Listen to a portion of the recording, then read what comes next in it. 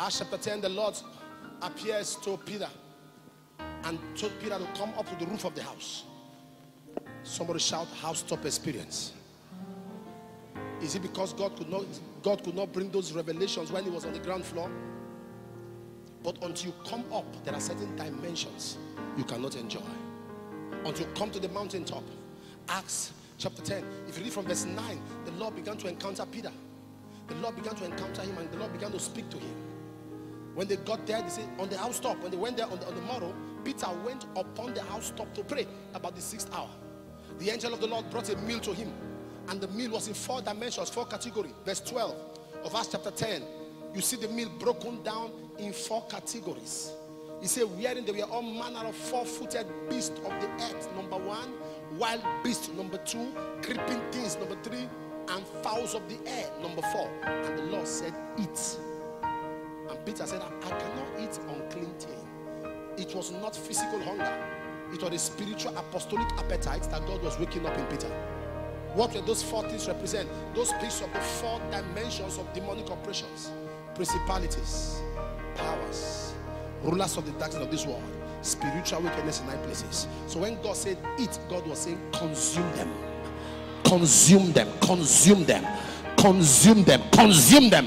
Why? Because you cannot win this man who is a Gentile until you have consumed the powers that control.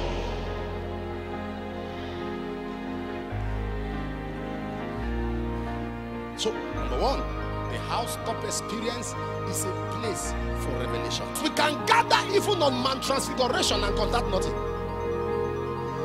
Peter, James, and John contacted nothing because they came down from Mount of Transfiguration and they still could not cast the demon out.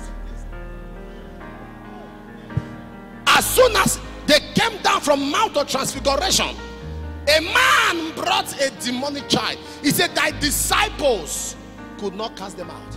And Jesus said to the man, how long has this demon been?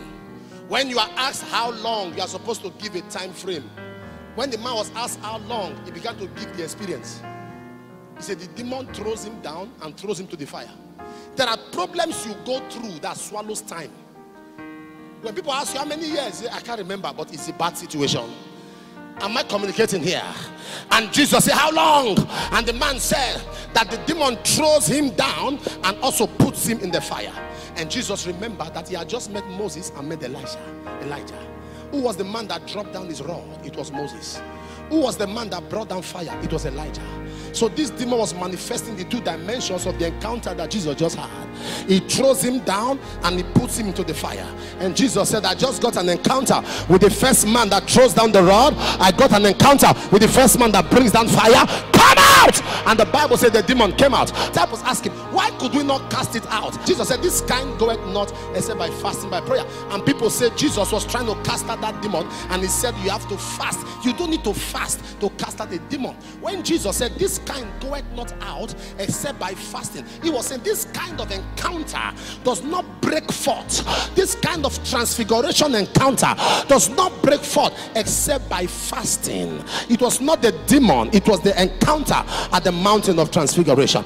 In Mark chapter 2, the Bible says one was sick of the palsy that was born of 4 people, and the man was carried by 4 friends, and there was no way by the door. They had to break through the housetop. And the Bible says they let the man down, and Jesus saw their faith. That was a man that they needed to introduce to Jesus. That speaks of the fallen man in a fallen state. The man sick of the palsy speaks of man in sin, falling. And the 4 friends speaks of Matthew, Mark, Luke, and John, the 4 gospels that introduces us to Jesus. And the Bible said they broke through the rooftop and they let him down, and he came alone. The friends are supposed to have come down with him. No matter how the gospel opens your eyes, you still need to make a personal decision to be with the Lord. That's why the man had to come alone. You walk out your salvation with fear. But they broke through. So the housetop is a place of breakthrough. Somebody shout breakthrough. 1 Samuel chapter 9, you read from verse 25.